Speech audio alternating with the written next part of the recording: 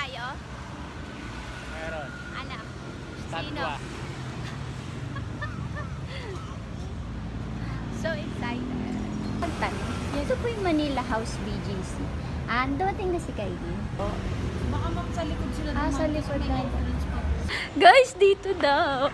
Ayun sila. Thank you so much. Kaso, hindi sure kung dito dadaan or sa kabila. Excited ako pero... Nandito lang ako. Yung may decoration. Wala na pong ibang entrance po. Tapos hindi pwedeng pumasok doon kapag wala kang ano, no? Si Parit po kasi yung nakita sa amin. Okay. Wala nang iba. Yun lang talaga yun. Sige. Kasi may dumadaan dito. Na ano? Pero doon talaga namin tinuturo kasi yung pinaka-main nila. Okay po. Wala pa naman yun. Wala pa daw.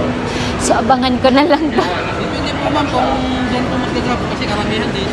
Dito din na-drop. Dito po sila dito. Doon kaya doon. Yung sa may bakante doon. Opo, may nakita nga ako doon. May nag-drop din po. Pero karamihan dito. Po? Si Kailin at si Kobe po. Si Kailin Alcantara at si Kobe Paras. Wala pa eh. Asan kayong ibang fans? Hinahanap ko eh. Diretso ng basement yan, ma'am. Diretso ng ano yun. Doon sa kanya ng elevator yun. Diretso na doon. Kung sana kung dito. Sana dito, Kasi dito yung daan doon. Sana dito. Diretso talaga ng ano. Walang fans. May sasakyan yun eh. Oo. Doon po sa basement yun. Hindi pwedeng pumunta sa basement, no? Hindi pwedeng pumunta. Kailangan lang po kasi din yung transaction. Oo. Sige po. Babawalan din po kayo ng mga kasama ko doon. Doon na lang ako mag-aabang. Yung discount niyo ma'am, diyan ka sa may corner oh. Yan po. Para makikita po yung nandun, makita mo rin yung dito. Okay, sige po. Thank you po, kuya. Doon.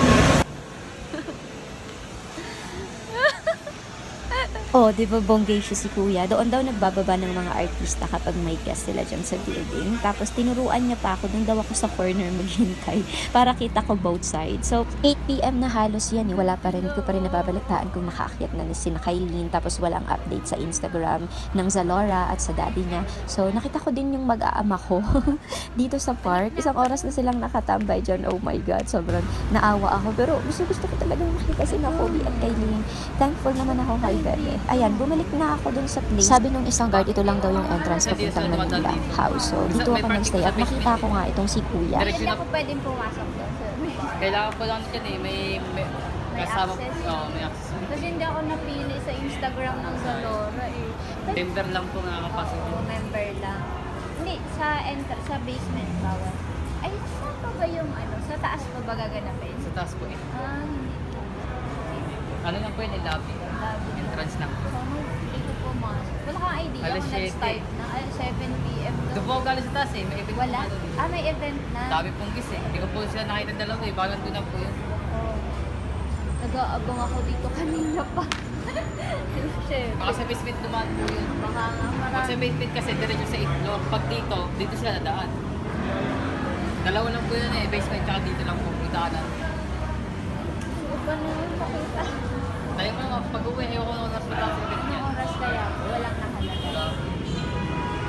Baka mga alas 9. Saan kuya yon? Anong floor? Akyatin ko dito? Akyat ka na kuya, sama mo. Kunyari package ako. Kuya. Eh, nakasan din ako ngayon, nakatayo lang sa bar eh. Saan kuya? Wala pa sila din eh. Kakainis naman. Nag-basement sila, no? Kasi kanina pa ako dito eh. Ayun no, entrance. Sad naman ako. Nilakad ko pa mula. Alam niyo yung feeling ko hinihintay na artista kasi kanina pa siya dyan, hindi siya umaalis kahit pinaalis na siya nung traffic enforcer. Exactly 8:30 PM, nag-IG story na si Zalora. Nag-intro na si Kailin at Kobe. And ayun na, nawalan na ako ng pag-asa. Pero luckily or thankful ako na hindi ko na hinintay kasi baka umabot pa yun ng alas 10. Tapos ang ending, yung mga anak ko, hamog na dun sa park. Nakonsensya nga ako bigla nung nakita ko yung mag-aama ko lumapit sa akin or lumapit ako sa kanila. Parang tadhana ulit na pagpunta ko, hinahanap ko sila kasi wala na sila dun sa inupuan nila. So paglapit ko, parang iyak na nang iyak yung baby ko, gutom na siguro, tapos mahamog na masyado. Naawa din naman ako dahil am I being selfish? Ayun lang, share ko lang yung ano ko, first time kong mag-abang niyan. Ewan ko ba, bakit ba ganun-ganun yung kaano kung makita si Nakobe at si Kailin? Anyway, thank you for watching. Thank you for...